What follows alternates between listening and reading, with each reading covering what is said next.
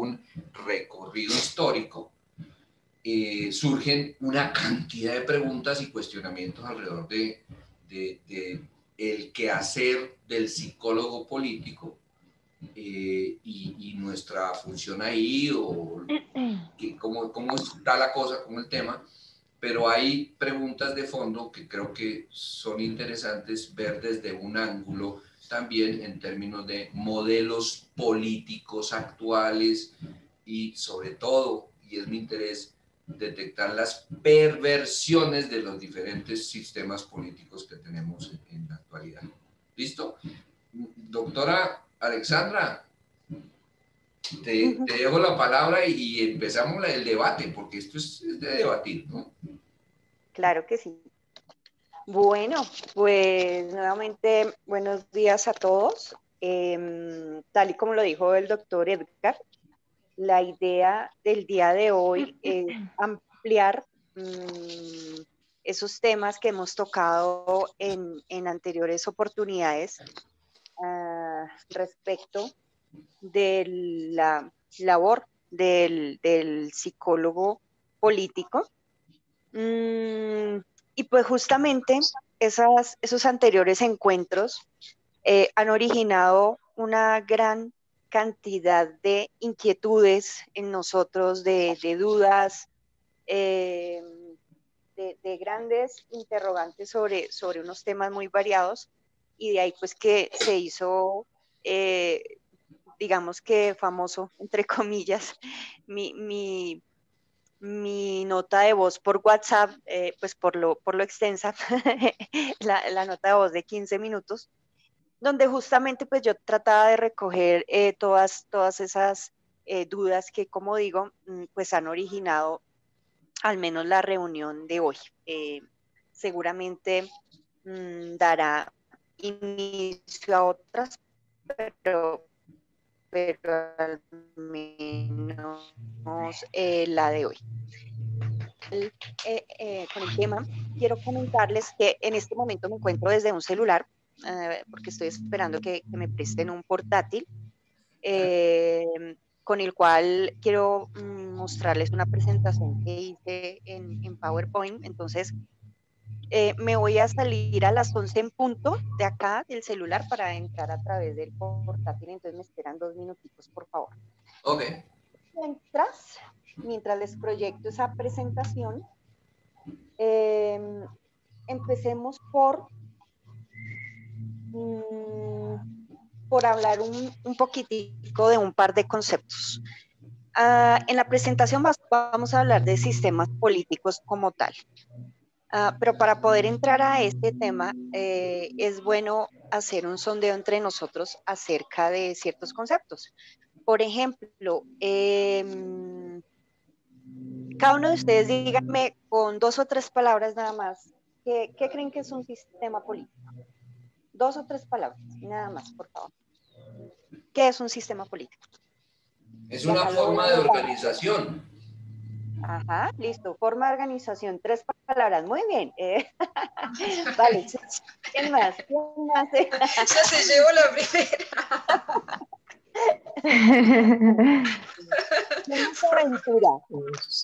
Es un instrumento para ejercer poder. Ay, qué bien, Doc. Listo. A ver, instrumento para ejercer poder. Vale, ¿quién más? ¿Quién más se anima?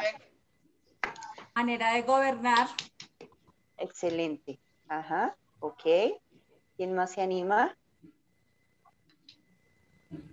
Sistema de organización. Acá todos estamos aprendiendo. Sistema de organización, ajá, muy bien. Faltame, doctor Alex. ¿Qué pasó? ¿La barba te quitó espontaneidad? Como a Sansón. Ahí se nos fue el doctor Alex, está pillado. Alexander, no te oímos. Está afeitando. Lo que pasa es que tenía el micrófono cerrado, mi doctora Alexandra, por favor, menos bullying. Sí. No, es que estabas por allí arreglándote, te fuiste al espejo a arreglarte la barba. acicalarte. Pero me sorprende algo y es que es algo, digamos, no perfección, o sea, no logra ser adecuado en ninguno de sus modelos, no sé si busca la perfección, si es utópico, pero lo cierto es que nunca va a llegar a ser adecuado en un gran porcentaje, cualquiera sea el modelo. Ajá. No sé cómo decirlo, o sea, es algo que no va a convenir al 100% de la masa, precisamente por la variedad y por la complejidad del ser humano. O sea, es algo inadecuado porque no logra los objetivos que pues algunos quieren proponerse. Ok. En suma, ¿tú piensas que es un sistema inefectivo ¿de qué? ¿De gobernar? Sistema Digamos inefectivo. que dejémoslo como algo utópico, o sea, es algo que no va a lograr en últimas poder la organización, ni el beneficio en un gran porcentaje, en ningún sistema se va a lograr. Listo, perfecto. Bueno, listo, ya estamos todos, ¿verdad? Incluso, Bueno, y si me permiten para hacer más claridad frente a esto, por ejemplo, la democracia, que es la que trata de... Ajá, democracia. Ay, ¿qué pasó? ¿Te congelaste? Mi doctor Alexander se detuvo la señal. Ya te estamos escuchando.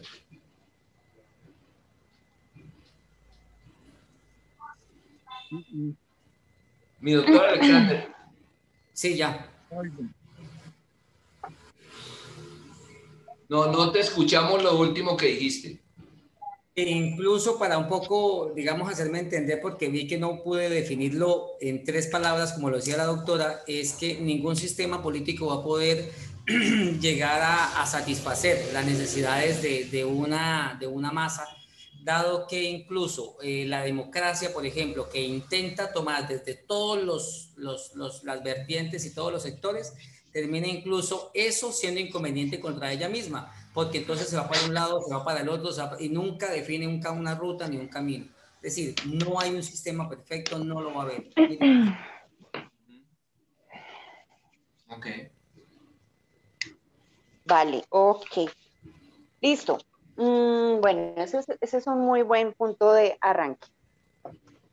Segundo concepto, ya para empezar con la presentación que les tengo, ya me trajeron el portátil, entonces, a ver, entonces, segundo concepto, por favor, también traten de definir en 3 palabras para ustedes qué es socialismo. Uy, no, yo no opino. No, yo estoy sesgado, yo no Me da opino. pena. Yo estoy sesgado y no opino. ¿Como del pueblo? ¿Algo así? No, a ver, escúchame. Es que posiblemente apenas usted me dijo el socialismo, de pronto me califican como grosero. No, es que, Alexander, la idea es que expresemos lo que pensamos. Aquí no va a haber censura de ninguna clase. ¿Qué piensas? ¿Qué es socialismo?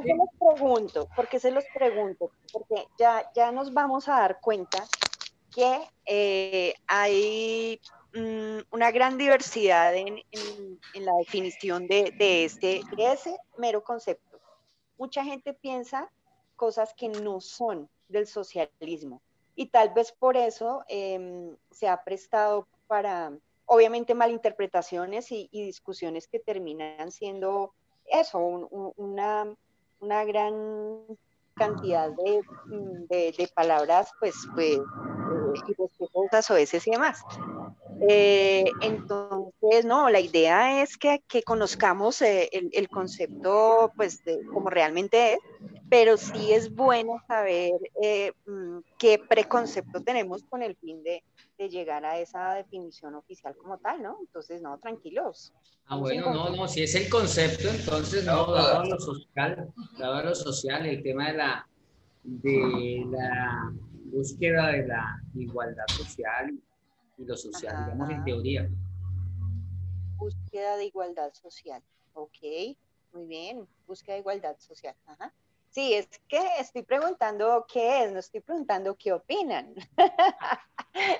Ya, ahí es cuando va a empezar el buen debate. Empezando por mí. Listo. Bueno, ¿quién más se anima? ¿Qué es? ¿Qué es para ustedes socialismo? Una doctrina política, económica, de la clase trabajadora. Sí, política y económica. Doctrina económica de la clase trabajadora. Ok. ¿Quién más se anima? Lo que uno escucha, porque en realidad no conozco mucho del tema, es como que hacen una repartición aparentemente igualitaria de bienes y demás, ¿no? Ajá, bien, doctora, bien, repartición igualitaria de bienes. O es lo Uy, que y eso, proponen al El menos. socialismo eso fue ¿cuándo una, será? Yo quiero ir. Necesito una casita. ¿Cuándo el será eso? socialismo fue un sistema político propuesto en teoría para sustituir el capitalismo al comienzo de la era industrial. Es decir, esas formas de capitalismo tan crudo que se dieron en el siglo XVIII y XIX. Entonces, algunos pensadores como Marx, Engels, Hegel, etcétera, una alternativa, supuestamente dándole más importancia a lo social que al capital. Pero pues, vaya usted a ver. Ok, entonces tú piensas, Doc, que fue un sistema que nació para sustituir al capitalismo que hoy en día llaman salvaje, ¿sí? Sí. Eso es lo Ok, bueno.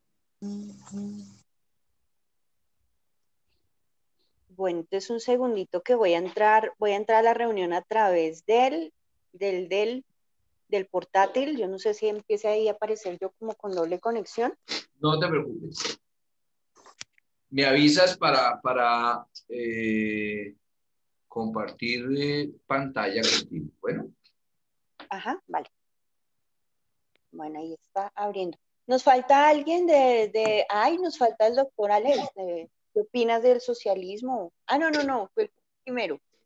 Sí, el Edgar. Sí. Ah, perdón. A ver.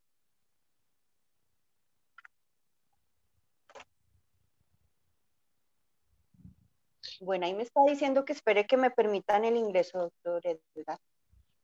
Ah, sí, ok, perfecto. Listo, ya te di ingreso. Vas a aparecer en 2 sitios y ya eliminas uno. Vale. La clonaron. No, mejor dicho, si con una doctora Alexandra tenemos, ¿cómo era? Con 2. No, ¿qué es eso? Tu clon. ¿Cómo será? Dos hablando de... Dios mío. Pero un segundo, porque acá se escucha. Tienes que apagar el video de uno de ellos. Sí, Tienes que cerrar uno. Sí. Tienes que cerrar uno. Va a salir de celular. Ok. Ok, perfecto. Perfecto. Eso, Listo, los escucho bien. No pueden haber 2. ¿Me escuchan bien? Muy bien, sí. Bueno, a ver, un segundo, subo acá el volumen. No, Ay, y de Dios paso mío. vemos, y de paso vemos el programa que está proyectándose en el televisor que tienes allá de fondo. Es una novela, ¿eh?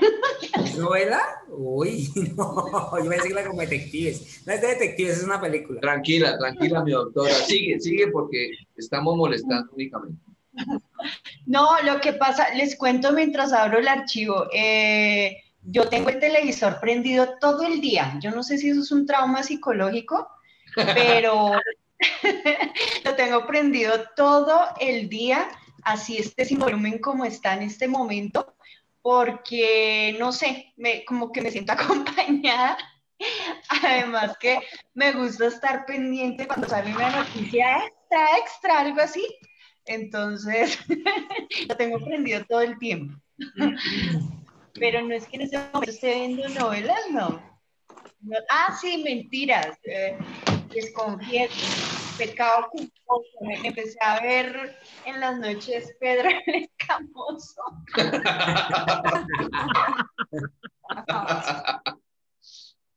No, pero mi doctora, queda eximida de culpa. Para mí queda eximida de culpa porque es que esa serie, más que novela, es una serie, digamos, que realmente creo que logra darle al punto de la diversión, de la ironía, de hacerlo uno sentir diferente. No la novela normal de Corín Tellado y los pobres que se vuelven ricos. Esta sí pienso yo que es súper chévere. Bueno, entonces ya somos dos. Bueno, cuéntame, ¿están viendo, por favor, mi pantalla? Sí. Ay, aleluya, ya aprendí.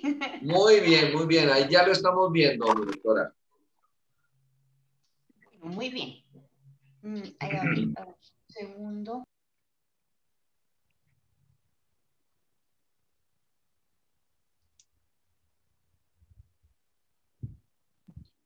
Bueno, listo. Entonces, bueno, empecemos entonces con la presentación como tal. Sistemas políticos mundiales. Bueno, como les comentaba, pues todos somos nuevos en este tema. Entonces yo encontré que hay dos grandes sistemas políticos. Uno, o un grupo más bien de sistemas, son los democráticos, y por otro lado tenemos los sistemas autoritarios, ¿vale? No encontré una definición de sistema político como tal, pues que sea como ampliamente aceptada, pero sí encontré que, a diferencia de lo que nosotros pensamos, lo que dijimos hace un rato, que era una forma de organizarse socialmente, realmente un sistema político es un sistema de gobierno, ¿sí? Que está generalmente compuesto de un presidente y sus ministros, ¿sí?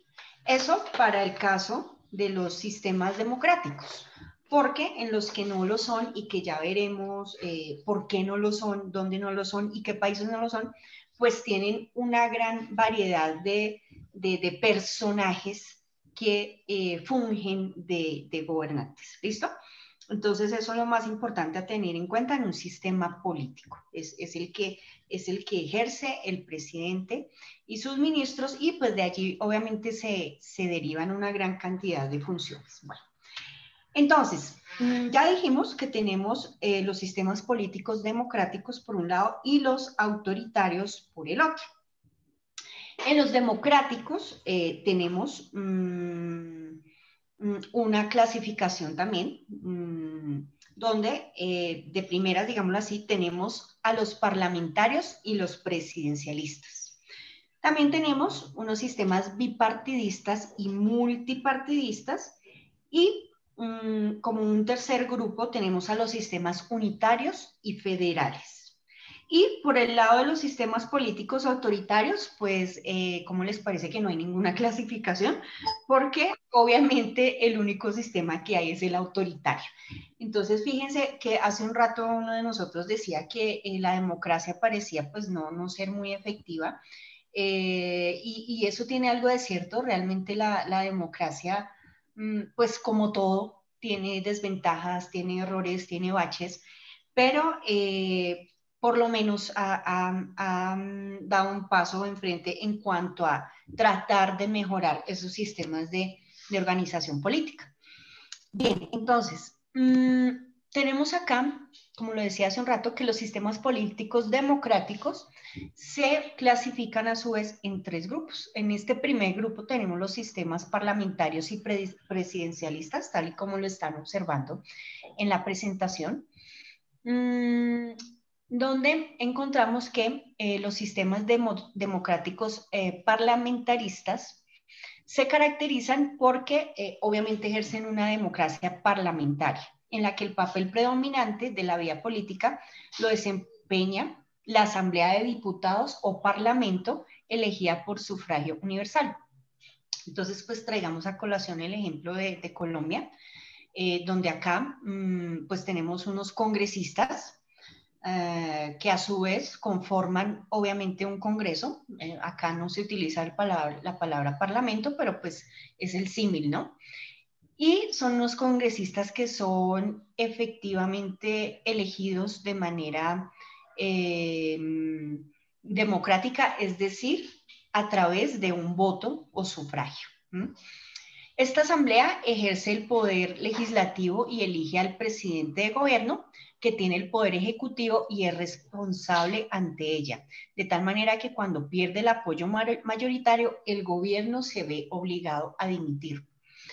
En el caso de Colombia, pues tenemos un gobernante pues conocido por todos en este momento, Iván Duque Márquez. Iván Duque Márquez, que a veces confunde con el otro señor que también tiene el Márquez ahí. En fin, Iván Duque. Bueno, el actual presidente tiene en este momento 19 ministerios. Él ha creado 2 hasta ahora, porque bien podría crear más. Les encanta crear ministerios. Los nuevos ministerios son el del deporte, que lo dejó en pañales, digámoslo así, el célebre, nuestro premio Nobel de Paz, Juan Manuel Santos. Y el otro ministerio que fue creado este año fue el de Ciencia y Tecnología, ¿no? Los demás ministerios, pues todos lo conocemos, el de Justicia, Vivienda, Educación, Salud, etcétera, etcétera, etcétera. Y pues uno de los ministerios más relevantes es el del Interior, porque es el Ministerio de la Política, ¿sí? Y es el que debería dar manejo a ciertos temas de trascendencia nacional, ciertos temas que día a día se nos presentan y que pues terminan convertidos en escándalos en lugar de ser realmente temas que dirijan los destinos de los ciudadanos, que se supone que para eso son estos sistemas políticos. Bien, tenemos, el jefe del Estado puede ser un soberano hereditario, rey o un presidente electo, pero en ambos casos solo asume la representación oficial del Estado. Sus poderes vienen fijados por la Constitución, que varía según los diferentes estados. En general, el jefe del Estado es el encargado de nombrar como presidente del gobierno al líder del partido que ha obtenido la mayoría de los votos en las elecciones a la Asamblea de Diputados. La preponderancia del Parlamento otorga a los partidos políticos un papel de primer orden en la vida política del país. Ellos elaboran las candidaturas a elecciones y apoyan los grupos parlamentarios entre los diputados electos de cada partido. Bien, pues según esta definición que acabamos de observar, sistemas democráticos parlamentarios, pues la verdad es que hasta ahora, pues Colombia se ajusta perfectamente a lo que esta teoría nos está mostrando, ¿no? Tenemos, como ya lo dijimos, un gobierno, un presidente electo popularmente con sus ministros, quienes, bueno, no han sido electos popularmente, pero está acompañado de un Congreso que supuestamente pues tiene el poder de controlar ciertas acciones del presidente al punto que serían capaces de hacerlo dimitir. Colombia es considerada, pues hasta el día de hoy, o yo diría que hasta hace unos, ¿qué? 3 años, una de las mejores democracias del mundo, por si no lo sabíamos. De hecho, son muy pocos los países que tienen sistemas democráticos. Como lo veremos más adelante, de los más de 190 países que hay a nivel mundial, la mayoría tienen unos sistemas autoritarios, donde por supuesto lo que rige es la violencia, el caos el irrespeto a las instituciones que apenas si sobreviven y el irrespeto a la autoridad. Entonces, si acá vemos esto de que se golpean policías y soldados, pues en otros países se ve totalmente lo contrario, ¿no? Policías y soldados que tienen autoridad, pero para golpear al pueblo. Entonces, por más que a veces nos quejemos de que la democracia colombiana, la política colombiana es terrible, de pronto nos damos cuenta que no lo es tanto, o más bien nuestra constitución garantiza que tengamos una democracia. ¿El problema cuál es? Las personas, los políticos, los dirigentes que llegan a esos estamentos de poder, que en lugar de hacer, aquí lo vemos, lo que dice la teoría, lo que dice la Constitución, pues llegan a hacer lo que a ellos les parece, sirviendo a unos intereses pues que en muchos casos son oscuros, como parece estar ocurriendo en nuestro país. Bien, tenemos los... ¿Perdón? Es que creo que lo acabas de explicar muy bien, y es que Colombia posiblemente está calificada como uno de los países con mejores democracias, digamos, entendiéndolo desde el análisis de los pesos y contrapesos, ¿cierto? Digamos, del control político que ejercen las diferentes fuerzas, que es equitativo, lo de pesos y contrapesos y lo de la estructura también de los organismos y este tipo de cosas. Y puede ser calificada de esa manera si lo vamos a mirar desde el punto de vista de los protocolos y los estamentos y cómo están distribuidos para que se ejerza, digamos, mayor control.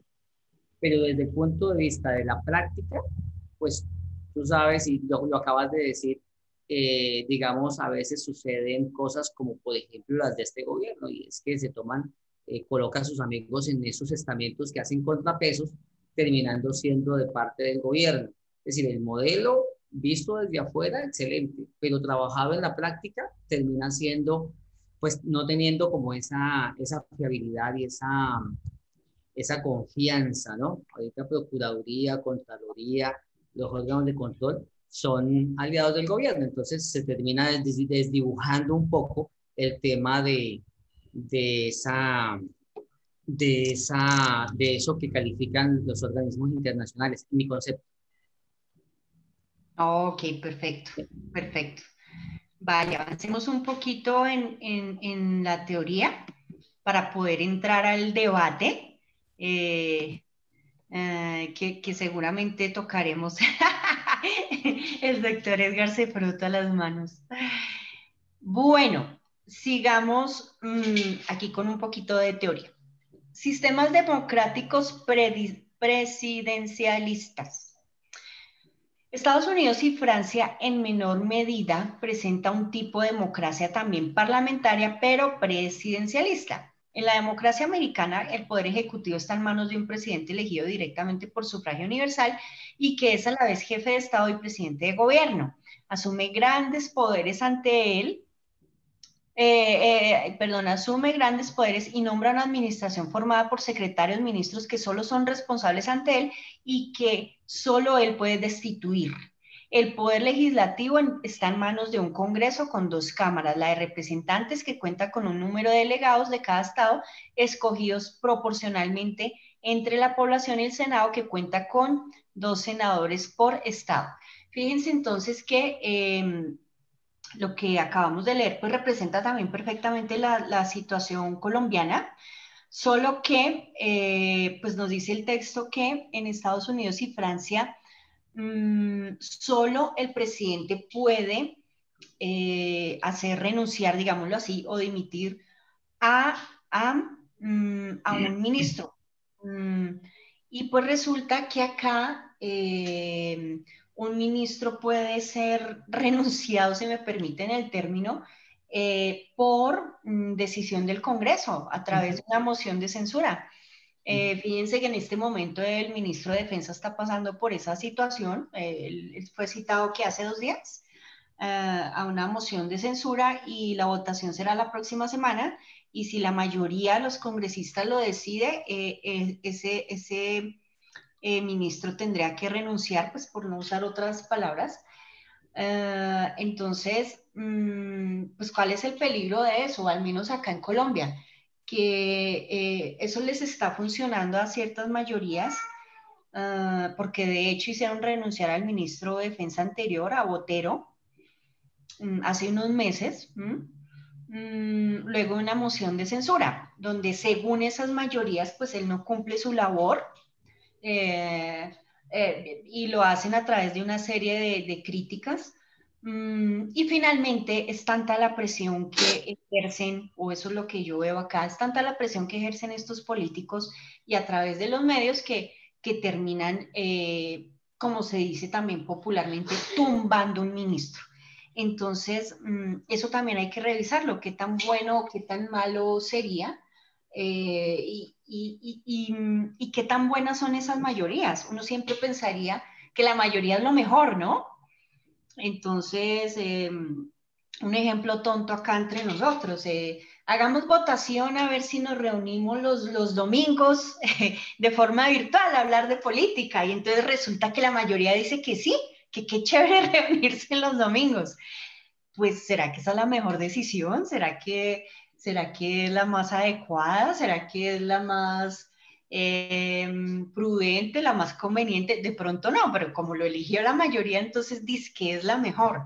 Ese es un tema que habría que revisar en cuanto a la democracia y los sistemas políticos, ¿no? ¿Qué tan bueno es lo que dicen las mayorías? Bien, sigamos. Los dos poderes, ejecutivo y legislativo, se necesitan mutuamente para poder gobernar. Y en la práctica cotidiana, el Congreso controla la política del presidente mediante la votación anual del presupuesto. El presidente puede vetar una ley propuesta por el Congreso, pero no tiene la facultad de disolverlo. El Congreso no puede destituir al presidente y solo en casos de extrema gravedad puede aplicar el procedimiento de impeachment y destituirlo. Bueno, este párrafo para mí se cumple también perfectamente en Colombia, o al menos en teoría se aplica, ¿sí? Tenemos dos poderes, ejecutivo y legislativo, los dos pues con sus funciones muy claras, el uno no se inmiscuye en las funciones del otro, excepto en ciertos temas, ¿no? Actualmente lo estamos viendo en Colombia. Entonces, cuando se va a hablar de ciertos guerrilleros, de cierto proceso de paz, entonces el legislativo no tiene problema en inmiscuirse en el ejecutivo. O viceversa. Y aquí no lo nombran, pero el Poder Judicial en este momento, por ejemplo, se está inmiscuyendo en decisiones que son netamente del Ejecutivo. Ejemplo expreso de Colombia. El presidente tiene todas las facultades constitucionales para controlar el orden público, por ejemplo. Entonces, el presidente puede decidir si, ejemplo, en una protesta social que, ejemplo, organicen hoy en Bogotá y se repita, Dios no lo quiera, porque fue horrible, lo del 9 de septiembre, donde resultaron 61 CAIs vandalizados, destruidos, totalmente incinerados, reducidos a cenizas, a nada, inservibles, ¿sí? ¿Qué dice la Constitución? Que esa es una alteración del orden público, ¿sí? ¿Y quién debe tomar la decisión de, ejemplo, voy a implantar un toque de queda, ordenar un toque de queda, y voy a sacar a todos los soldados con tanquetas y porque tenemos que restituir el orden público? ¿Quién debe tomar esa decisión? El presidente. Y en las ciudades, pues las alcaldías, según los alcaldes, según otro poco ahí de enredos, pero finalmente es decisión del presidente. Pues, ¿cómo les parece que a través de una tutela que interpusieron unas supuestas víctimas, lideradas por la oposición, porque esa es la verdad, ¿sí? Por la izquierda de este país, que pues, la verdad yo la llamo izquierda extrema, por ejemplo, por lo que estoy justamente describiendo, pues interpusieron una tutela, le llegó a un juez civil. El juez civil es el que generalmente decide sobre los actos entre personas, donde, por ejemplo, se discuten bienes, títulos, valores, es decir, no se discute el orden público, ¿sí? Y pues el juez civil le ha ordenado al presidente que se reúna con las supuestas víctimas que ya señalé y le ha ordenado que a su vez ordene al ESMAD que no puede utilizar ciertos artefactos a la hora de tratar de restituir el orden público. Entonces, eso es considerado por los expertos, no por mí, o sea, lo que yo les estoy transmitiendo es lo que le escucho a expertos. ¿Cuáles expertos? Constitucionalistas, expertos en seguridad, ¿sí? Quienes dicen, no, acá el Poder Judicial, un juez X cualquiera no le puede ordenar al gobierno eso. Y si se lo ordena, pues está prevaricando, ¿sí? Y si se lo ordena, casi que está haciendo un golpe de Estado. Pero pues si el presidente se deja, porque como ahora el cuento es me perdonan la palabra, de que hay que acatar las decisiones judiciales, entonces resulta que si a un juez le da por ordenar que se tiene que desaparecer el ejército, resulta que el presidente tiene que obedecer, porque esas fuerzas políticas que presentaron la tutela ante ese juez, ¿sí? Que fíjense que todo está conectadito, se encargan de bombardear literalmente a través de los medios y a través de sus intervenciones políticas en el Congreso acerca de que el presidente tiene que obedecer esa orden judicial porque si no lo hace entonces es un dictador, ¿sí? Y así nos tienen confundidos y resulta que por más mal que nos caiga Duque, y me incluyo porque hoy en día me cae mal, a pesar de que voté por él, lo confieso, Duque no es un dictador. Y lo estamos viendo a través de esta teoría. Duque no es un dictador.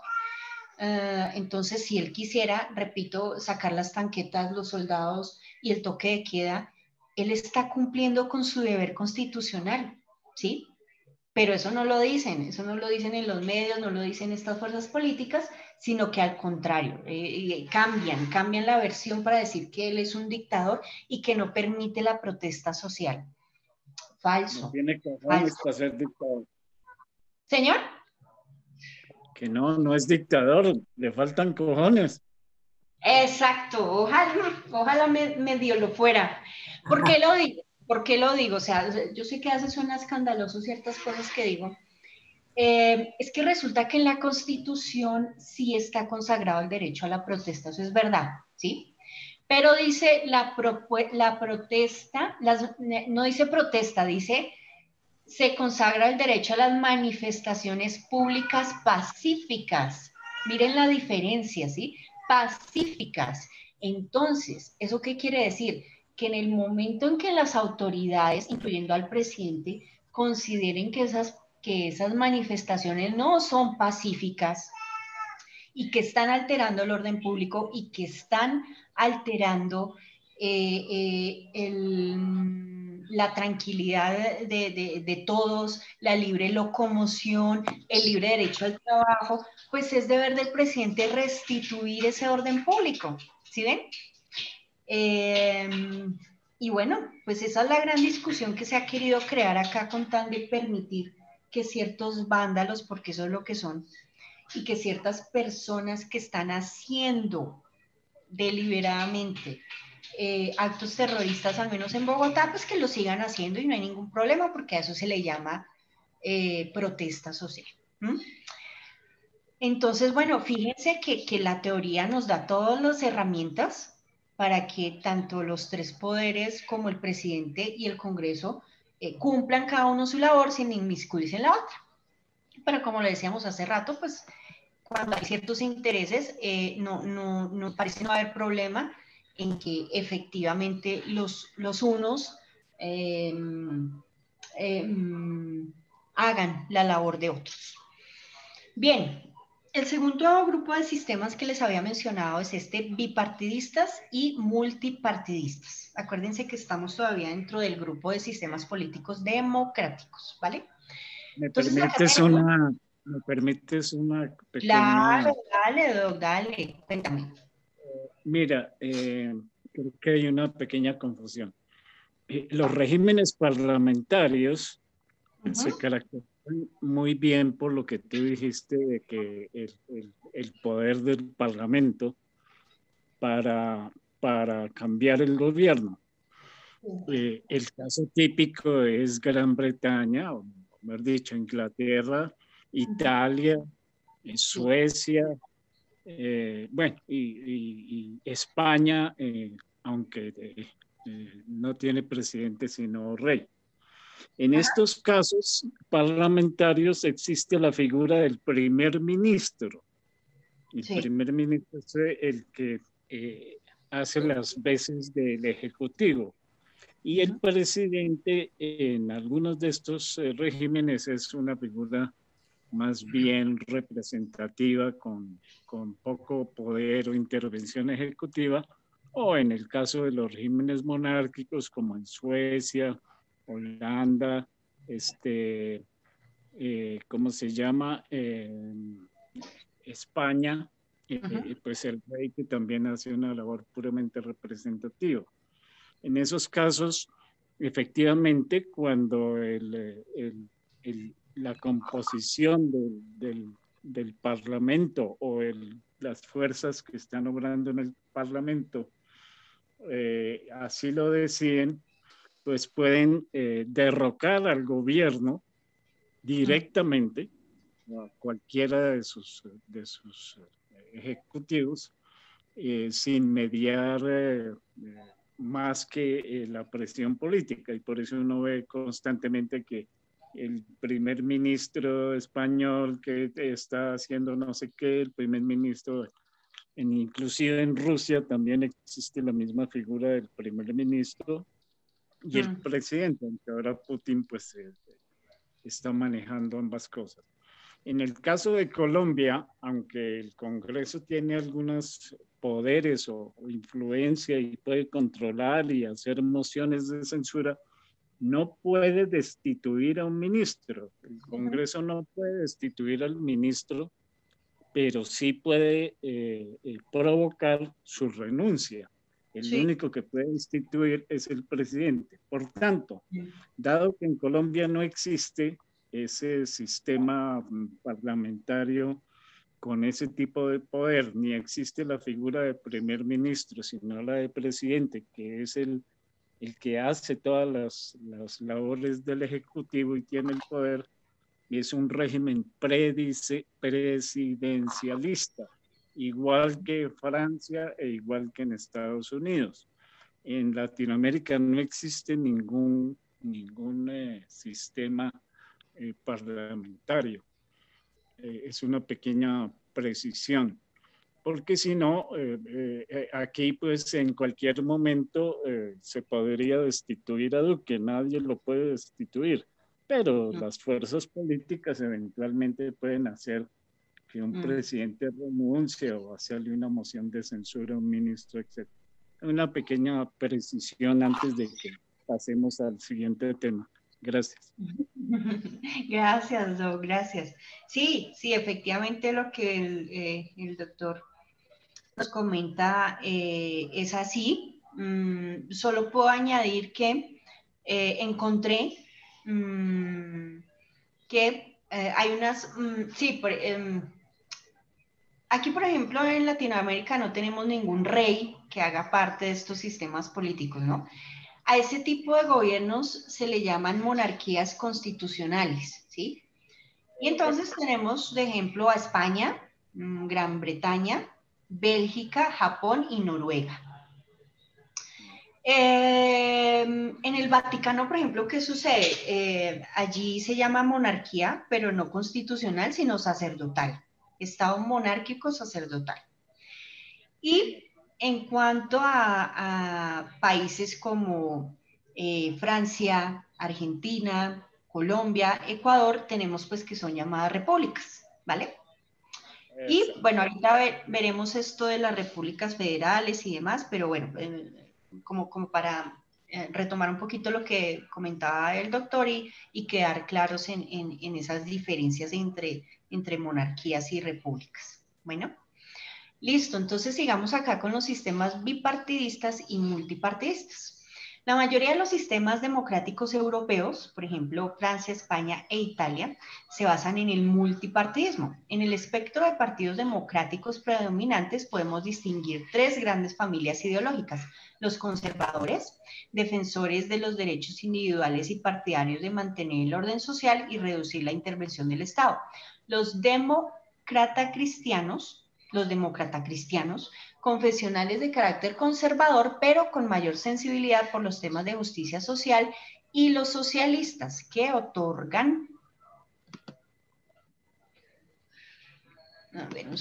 que otorgan al Estado un papel importante como redistribuidor de la riqueza a partir de la política fiscal. Este abanico puede ampliarse con los partidos comunistas, nacionalistas, ecologistas, etcétera, que suelen configurar importantes minorías parlamentarias. Cuando ningún partido consigue la mayoría suficiente para garantizar la elección del presidente del gobierno, suelen realizarse alianzas y los partidos bisagras se convierten en un elemento vital para el mantenimiento de la estabilidad del gobierno, que suele ser de coalición. La democracia americana, como en el caso británico, se configura en la práctica como un sistema bipartidista. En Gran Bretaña, los dos partidos son el Partido Conservador y el Partido Laboralista, mientras que en Estados Unidos son el Partido Republicano y el Partido Demócrata. En el sistema americano, los republicanos tienen un carácter más conservador y tienen el apoyo del mundo de los grandes negocios, mientras los demócratas presentan un programa de carácter más social, suelen contar con el apoyo de los sindicatos y las minorías étnicas y recogen buena parte del voto de las clases medias y bajas, añadiría yo ahí.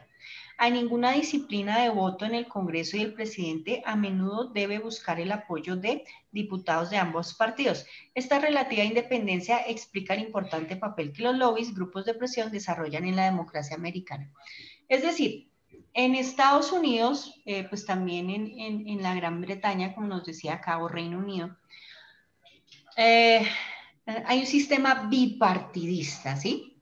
Y creo que yo lo presentaba acá en este slide. Al menos en Estados Unidos hay dos grandes partidos políticos, ¿no? Fíjense la diferencia con el nuestro. Aquí hay como ¿qué? ¿Como 10? ¿15? Sí, tal vez por eso tanto caos, ¿no? Eso sería motivo de discusión por parte de la psicología política. Sí, acá hay más de 10 partidos políticos. Lo que pasa es que algunos son tan pequeños que eso mismo pues los hace poco populares o conocidos, y pues por eso uno termina pensando pues que no son partidos como tal, sino por ahí un directorio o algo así político. Bien, en Estados Unidos, según nos muestra acá este gráfico, ese sistema bipartidista pues es bastante complejo. Son solo dos partidos, pero fíjense en la parte baja de esta gráfica, todo empieza con unas elecciones primarias, una convención del Estado, va subiendo y llega a unos delegados en la Convención Nacional Democrática, luego delegados a los partidos secundarios, y sube, cada uno de estos tiene por su lado el candidato demócrata, por el otro el republicano, y empieza la campaña presidencial, en la cual obviamente el presidente se elige a través de unos votos, ¿sí? De unos sufragios, pero el conteo no es tan simple, ¿no? Parece que allí en Estados Unidos ese conteo depende de la cantidad de habitantes que haya en cada estado, y después de unas sumas muy raras, no quiero decir que son corruptas, ¿no? Sino de unos porcentajes muy extraños que manejan allí, pues finalmente deciden quién es su presidente. Pero parece que esa misma complejidad en la forma del conteo de los votos es lo que garantiza que ese presidente ha sido democráticamente elegido. Bueno, entonces pues ya dijimos que parece que tiene más ventajas un sistema bipartidista, donde solo sean dos los partidos. Y pues en Colombia pues tenemos muchísimos, y habría que evaluar si eso es ventajoso o no, porque pues la idea de que haya tantos partidos, supuestamente, o al menos en Colombia, es la de que se busca garantizar el derecho de todos los habitantes a estar su derecho a estar incluidos en el sistema político, a ser escuchados. Por eso tenemos partidos políticos que representan a las etnias, a los indígenas, partidos que representan al sector de los trabajadores, de los obreros, aunque pues no son como muy conocidos, pero en fin, la idea es recoger todas esas regiones y con el tema o con ese argumento de recoger las necesidades de todos los habitantes en sus regiones, pues por ahí se está hablando de la posibilidad de crear 12 curules más en el Congreso. Entonces, 12 curules más significará que otro partido político o, o significará que crecerá alguno de esos partidos, por ejemplo el de las FARC, los honorables congresistas que tenemos de las FARC, ¿será que quieren más curules para ellos y hacerse un partido aún más grande y más fuerte de lo que ya son? Bueno, lo sabremos próximamente. Bien.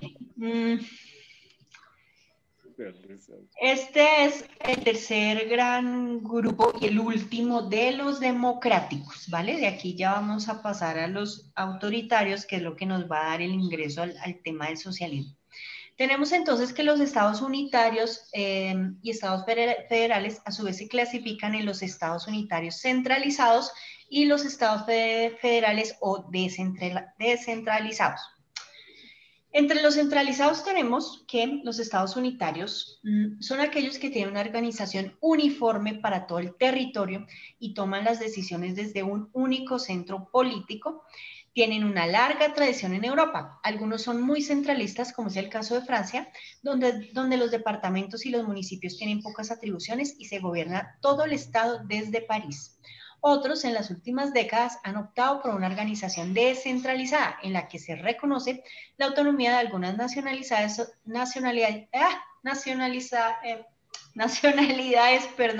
o regiones y se les reconoce una cierta capacidad de autogobierno. A la vez que las grandes ciudades han conseguido importantes competencias políticas. Es el caso de Bélgica, de Gran Bretaña y también de la España de las autonomías, creada por la Constitución de 1978, que dota a las regiones una amplia capacidad legislativa. Bueno, es lo que habíamos comentado hace un rato, ¿no? Y por otro lado tenemos a los estados federales o descentralizados. El modelo de Estado federal parte del reconocimiento de la personalidad de los diversos estados que lo integran y cada uno de ellos goza de derecho a legislar y a tener sus propias instituciones políticas. El poder y las responsabilidades políticas quedan pues repartidos, entre los diversos estados y el poder federal. Este último suelen ocuparse de los asuntos referentes a la política internacional, economía, defensa y seguridad. En el caso de los Estados Unidos, donde los 50 estados que integran la Unión tienen muchas atribuciones. Y en Europa tenemos el ejemplo de Alemania configurada por diversos Länder, aunque son menores poderes. Suiza presenta una estructura confederal con un poder central muy débil que se reduce a la coordinación de los diversos cantones que son casi soberanos. Bueno, entonces con esto cerramos el tema de los sistemas democráticos. Con respecto a este último slide, yo tendría solamente que decir que ciertos temas, en este último dice que los asuntos referidos o referentes mejor a política internacional, economía, defensa y seguridad, etcétera, se manejan de la forma como ya se describió. ¿Cómo se manejan en Colombia? Pues en Colombia son manejados obviamente por el presidente y sus ministros y también por ciertas comisiones del Congreso, ¿sí? Entonces, por ejemplo, en el Congreso hay una comisión dedicada a tratar los temas relacionados con la seguridad, ¿sí? Entonces, las personas que nos oponíamos, por ejemplo, al disque proceso de paz, las personas que votamos no en el plebiscito, ¿por qué lo hacíamos? Entre muchas otras razones. Porque al permitir que estos señores, que hoy en día son senadores y antes eran disque guerrilleros nada más, estos señores al pasar literalmente del monte a la ciudad, al pasar de ser guerrilleros a congresistas, estaban pasando nada más y nada menos que de la ilegalidad a la legalidad informada, legalidad informada. Es decir, iban a pasar a un congreso donde iban a tener acceso directo a información muy delicada del país, como es la seguridad, ¿sí? Entonces imagínense ustedes a estos individuos sentados allí en sus curules, que la gente piensa pues que eso no es grave, que ellos van allá solamente a roncar, y resulta que no, que tienen acceso a información privilegiada, información incluso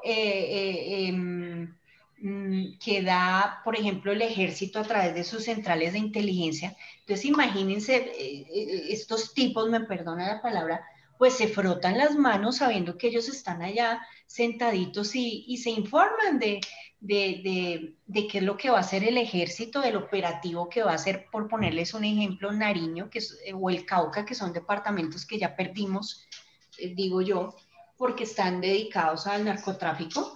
Y entonces ellos se enteran de qué va a hacer el país, el gobierno en el Cauca y en Nariño. Y pues después nos preguntamos por qué tenemos el país casi que perdido, ¿no? A nivel de orden público, que a su vez incide, por ejemplo, en que esas poblaciones no tengan inversión social, no tengan empleo. A ver, pónganse ustedes en el papel de un inversionista, una persona que tiene, no sé, 500 millones de pesos y quiere poner una panadería, un supermercado allá en un pueblito de Nariño. Usted va a ir a crear allá ese supermercado sabiendo que a usted lo pueden secuestrar o lo pueden asesinar porque eso está lleno de ese tipo de personas. Difícil. Entonces, si usted no invierte, pues no va a producir empleos, y si no hay empleos, ¿en qué va a trabajar la gente que vive allí? Pues en lo que la ilegalidad les ofrezca, y se vuelve un círculo vicioso muy difícil de manejar, y que solo será superado si se tuviera un presidente pues con el cinturón bien apretadito y se decidiera pues a combatir toda esta ilegalidad.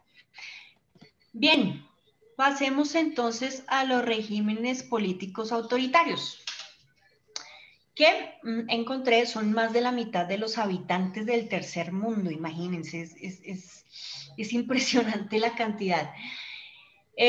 Más de la mitad de los habitantes del tercer mundo viven en sistemas no democráticos, donde la violencia, como ya les comentaba, la fuerza y la corrupción se imponen como reglas de convivencia, y la violación de los derechos humanos pasa a convertirse en un hecho cotidiano. La separación de poderes en estos sistemas no existe, la independencia del poder judicial es una ficción, y a menudo las instituciones otorgan poderes excepcionales a una persona que domina la vida política. Parece que nos estuvieran describiendo, por ejemplo, a Venezuela, ¿no? Es calcadito, es calcadito. Son regímenes dictatoriales sometidos a una constante inestabilidad política provocada por actos de violencia y golpes de Estado, y donde el ejército tiene un importante protagonismo en la vida política. Pero obviamente, paréntesis, ese protagonismo es contra el pueblo, ¿no? Por eso es que es protagonista el ejército en ese tipo de regímenes. A pesar de una serie de características comunes, puede establecerse diferencias entre los regímenes políticos no democráticos. A ver, tenemos acá, los regímenes democráticos degradados.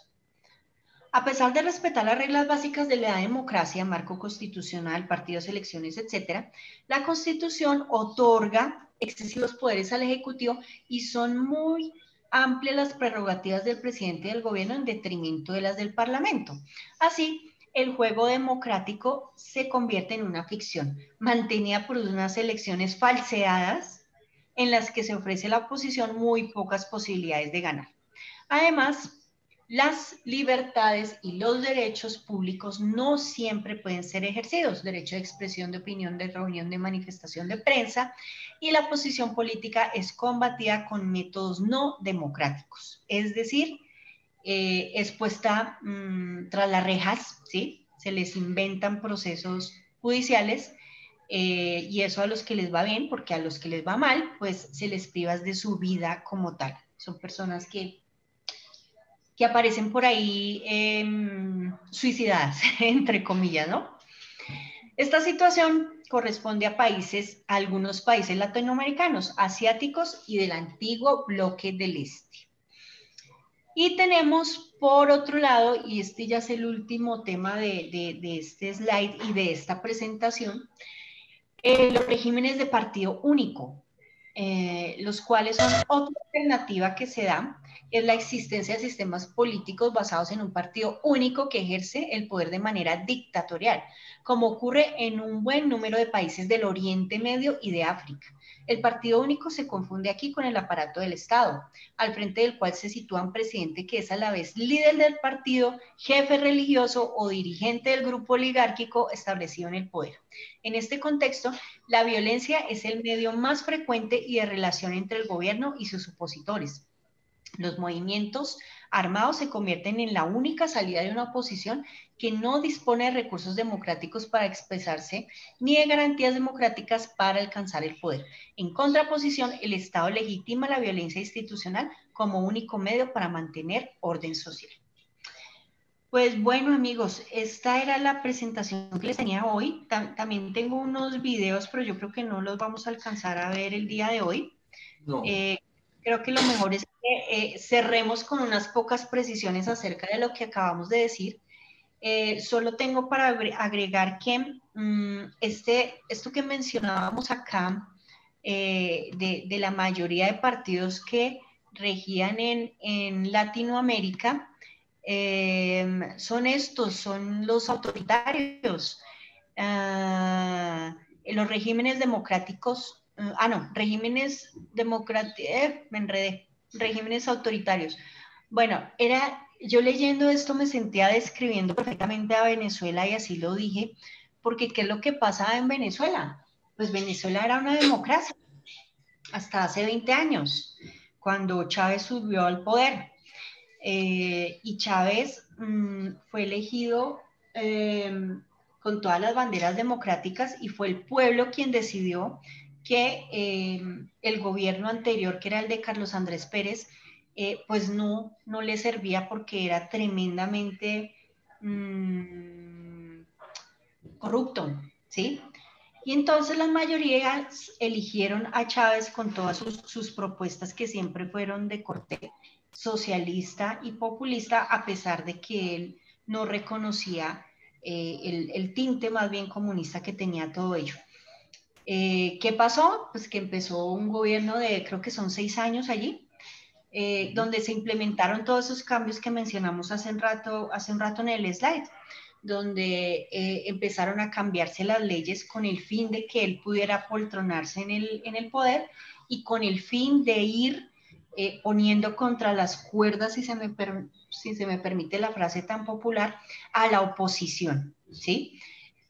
Hasta que hemos llegado a 20 años después a ese sistema que se ha perpetuado, donde siguen básicamente los mismos, es decir, personas designadas por Chávez, quienes ya coaptaron las tres ramas legislativas y tienen a la oposición, pues, absolutamente, diría yo, ya no contra las cuerdas, sino desaparecida. Hay uno que otro por ahí representante que trata de hacer algo por su país y porque retorne la democracia, pero la verdad lo que sucede en Venezuela es que pues hay un único partido, un único régimen, que es el de Nicolás Maduro, quien supuestamente, tal y como lo decíamos en el slide, organiza unas elecciones donde permite, entre comillas, que sus opositores participen, pero pues realmente pues Maduro es el dueño del sistema electoral. La persona que hace el conteo de los votos, que si mal no estoy, es Delcy Rodríguez, o la otra, las confundo en este momento, pues es amiga de él y trabaja bajo el mando de él, y pues así es muy difícil que democráticamente llegue un personaje que le dé un timonazo a la situación de Venezuela. Pero resulta pues que parece que no es Venezuela solamente la que padece esto, sino parece que se está viendo en Argentina, se vio de cierta manera en Perú, en Ecuador, pues eso ha cambiado un poquito, pero fíjense que esto es algo que se ha propagado por Latinoamérica ¿Por qué? Bueno, eso amerita otra sesión, pero, pero pues Venezuela la tenemos al lado y ese es el temor que siempre hemos tenido algunos y es la de que nos toque el turno de tener un régimen así. Entonces ya para terminar, pues yo quisiera hacer como un llamado a la reflexión, porque a veces nosotros nos quejamos mucho del sistema político que tenemos y escuchamos decir a muchas personas, pues con mucha seguridad, estamos en un régimen autoritario, estamos con una dictadura. No, fíjense que no es así. Por más flojo que sea nuestro presidente, no es un dictador. Y por más que pues las ramas del poder público que tenemos, pues en este momento están un poquito díscolas, realmente nuestras leyes y nuestra constitución las concibieron pues para que hubiese todo un orden social y político en el país y pues la falla definitivamente está en las personas que llegan a ejercer esos cargos y sobre todo en que los entes de control son los que no están cumpliendo con su labor. Si el procurador, por ejemplo, volviendo al ejemplo que les puse del juez civil que le está impidiendo al presidente controlar el orden público como dice la Constitución que lo debe hacer, si el procurador hiciera su labor de hacerle un juicio disciplinario a ese juez y que eso saliera todos los días en los noticieros y el procurador dijera qué pena, pero ese juez se está excediendo, está invadiendo el poder ejecutivo, yo lo llamo a juicio disciplinario, yo lo destituyo, ¿sí? Pues no habrían más jueces que hicieran eso, ¿verdad? Pero como el procurador se queda calladito, porque a diferencia de lo que piensa un amigo mío, no es muy duquista que digamos, está más del otro lado y por eso permite estos desórdenes que finalmente nos afectan a todos. La queja es porque nos afectan a todos. Y con eso termino hoy y me disculpan que me ocupé todo el tiempo como siempre, pero bueno, pues con esto creo que queda claro, pues al menos cuál es el sistema político que nos rige, ¿vale? Muchas gracias por su atención. Gracias a ti. Gracias. Propongo un aplauso para la doctora Alexandra porque es lo mínimo que te mereces. Ay, gracias. Tenemos 4 minutos antes de que nos vence el tiempo y yo quiero ser muy preciso en dar una retroalimentación lo más general a la excelente presentación que nos ha hecho la doctora Alexandra. Cada vez que le proponemos un tema a la doctora, prácticamente se sale el libreto y nos hace es como contratarla, como si ella fuera una obrera que le contratamos para que nos pinte una pared, termina pintándonos toda la casa y en multitud de colores. Tenemos que estar preparados para eso. Muchísimas gracias, la doctora. Yo quisiera cerrar esta charla haciendo una pequeñísima reflexión, para lo cual necesito que Isabel esté conectada. Sí, claro, perfecto. Isabel, activa, si eres tan amable, tu audio. Quisiera hacerte una pregunta concretica. Así como con los colombianos tenemos en nuestra mente un libertador que se llama Simón Bolívar. Tú en Argentina, ¿a quién tienes en mente como libertador de Argentina? San Martín y Belgrano. Ok, San Martín, listo. ¿De quién nos libertó o de quién nos liberó San Martín y Simón Bolívar? De todo el dominio que teníamos español, supuestamente, ¿sí? Básicamente. Básicamente, supuestamente. Ya. Ok, ¿y eso hace cuánto fue? Nosotros registramos en la historia 1810, 1829. Sí. Más o menos por esa misma época, ¿cierto? Así es, sí. Okay. La única reflexión que quiero hacer en este momento es la siguiente. Tanto desde Argentina hasta Colombia, o sea, podemos cubrir todo, tenemos unos comunes denominadores que arrancan de hace 200 años para acá, 1810 para acá. Teníamos un régimen político, económico, bueno, un régimen de poder que lo ejercía alguien al otro lado del charco, imagínense, lejísimos. Y ya llevaban, pues yo no sé, 500 años haciendo lo mismo en toda la región, hasta que nos mamamos, hasta que nos cansamos. Acuérdense de ese régimen. Y vienen dos personajes, fíjense, no fueron 50 millones de personas, ni por voto democrático, ni nada de esas arandelas, fueron dos grandes hombres quienes nos liberamos 5 naciones más Argentina, dos individuos que nos liberaron de un régimen político, llamémoslo así, acendrado 500 años atrás. A partir de ese momento, y esa es la única reflexión que voy a hacer, tanto desde Colombia hasta Argentina,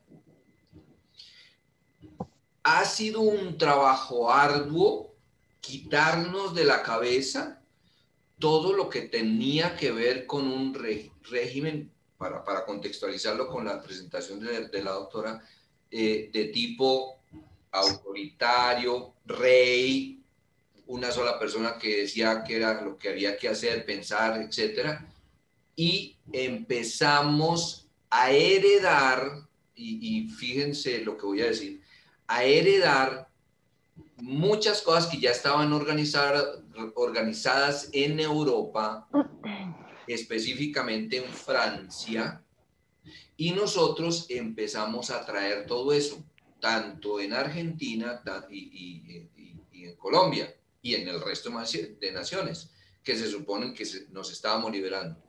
Quitamos un régimen, o sea, un sistema político, y entonces la pregunta que se hacía Bolívar y San Martín es, bueno, ¿y ahora qué? ¿Cómo nos organizamos?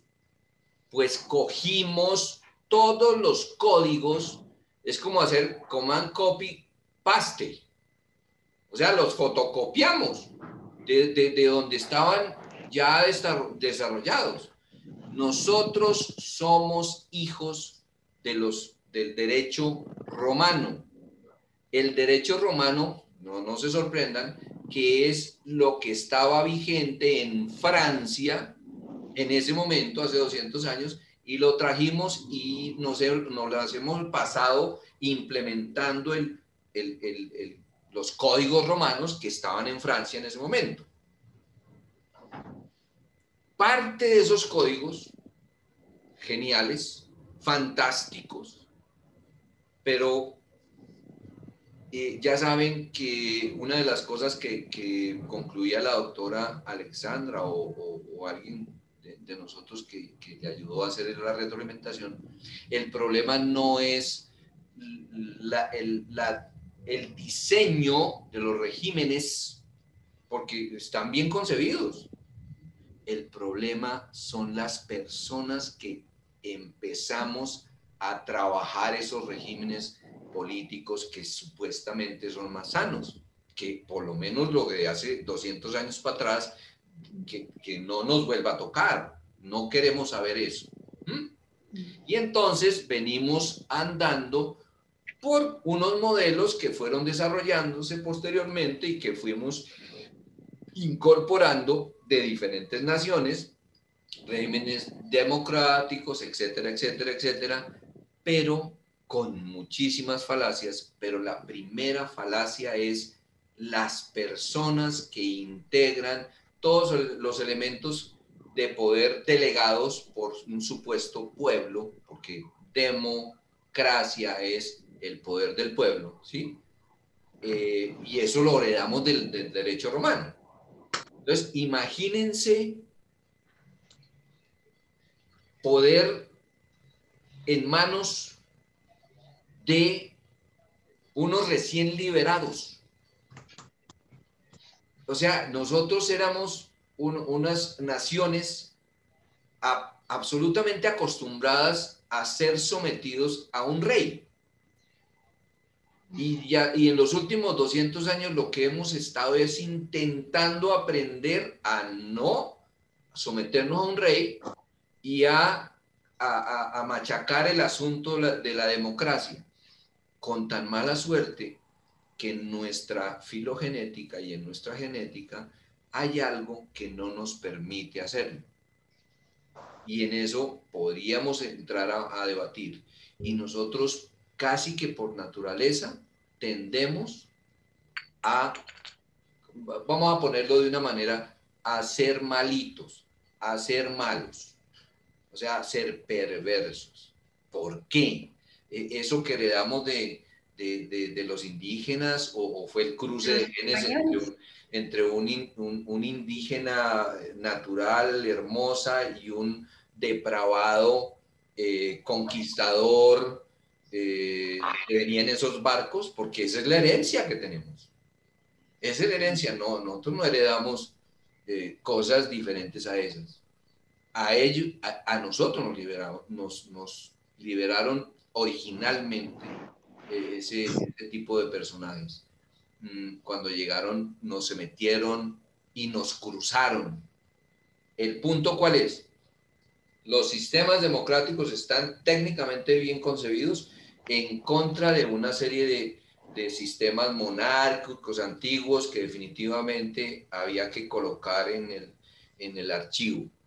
Mi tesis es, una cosa es coger el sistema excelente, teóricamente bien diseñado, y otra cosa es entregarle ese manual a un individuo que quizás genéticamente no está listo para utilizar el poder. Y ahí es donde empieza el tema que yo quería tocar, y de alguna manera la doctora, por más de que quiso ceñirse a un sketch, se le escapaba las perversiones de los sistemas políticos actuales. Tenemos sistemas políticos, sistemas económicos que están totalmente pervertidos. O sea, nosotros seguimos diciendo democracia a una vaina que ya no es democracia. Y seguimos creyendo en esa carreta. El tema propuesto, en conclusión, es las perversiones de los sistemas políticos.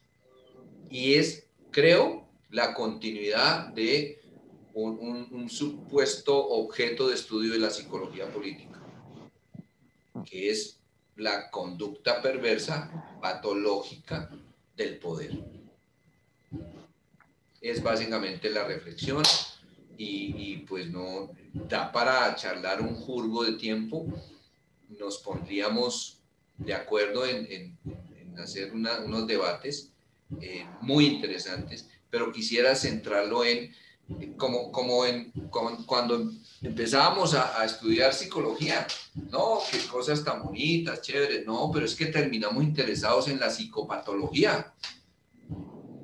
Pues eso yo lo propongo como tesis. Podría ser un objeto de estudio de la psicología política, y es estudiar la psicopatología del poder, por ponerle un nombre.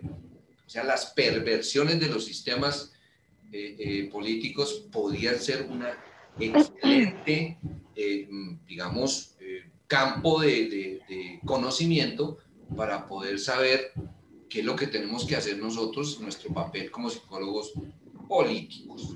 ¿Listo? Es básicamente un planteamiento lo más objetivo que yo puedo hacer. Colegas, Oye, les dejo el temita, ¿no? De acuerdo. Bueno. Oye, les tengo una recomendación. En Netflix hay 2 documentales. Uno se llama Nada es privado y el otro se llama El dilema de las redes sociales. Ah, sí. Ver con los temas que estamos tratando. Uy. Se los recomiendo. Nada es privado, ¿y cuál es el otro? Nada es privado y... El dilema de las redes sociales. Nos lo colocas, nos los escribes para tenerlos ahí registrados, y nosotros la tarea que vamos a hacer es ver Netflix esta semana. Sí, sí, mírenlo. Es impactante, pero también nos ayuda a entender cómo esos psicópatas pueden tener tanto poder e influencia sobre la gente hoy en día. Ay, excelente. Gracias, doctor Gustavito. Listo, mi doctor Gustavo. No sé cuándo, yo no sé si será la otra sesión, no creo, pero pues en una próxima hablaremos de socialismo porque hoy lo dejamos muy en el tintero, obviamente de capitalismo, y si nos alcanzáramos a ver ese par de documentales de aquí a que hagamos esa reunión sería, pero fantástico, ¿vale? Vamos a concretar con lo que acaba de decir la doctora Alexandra. Gustavito, te propongo que tú y yo, a menos que, pues, obviamente el doctor Alexander, bueno, todos nos colaboremos, pero lideremos alguna presentación alrededor de, yo lo que llamaría es las perversiones de los sistemas políticos actuales. Y con toda seguridad, mi doctora Alexandra, para tu tranquilidad, vamos a hablar de socialismo. Ok, sí, porque me quedan medias. Qué pena, pero es que me torean la lengua, pero es que eso es una perversión, por Dios. Listo. Entonces, ¿lo dejamos de ese tamaño? Sí, dale. Listo. El doctor Gustavito, lo coordinamos. ¿Listo? Claro, por supuesto.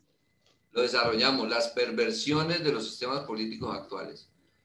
Para escuchar. Ya les mandé, ya mandé a Medinet Staff, les mandé los nombres de los 2 videos. Ay, gracias, doctor. Vale, gracias, Sí, ya están. Gracias. Ay, qué bien, gracias. Listo, mi doctor, muchísimas gracias a todos. Un abrazo. Una cosita, estoy pendiente de lo que nos prometieron hace 8 días, las cosas de Javier Milei y no sé cómo se llaman los otros. ¿De qué, mi doctor?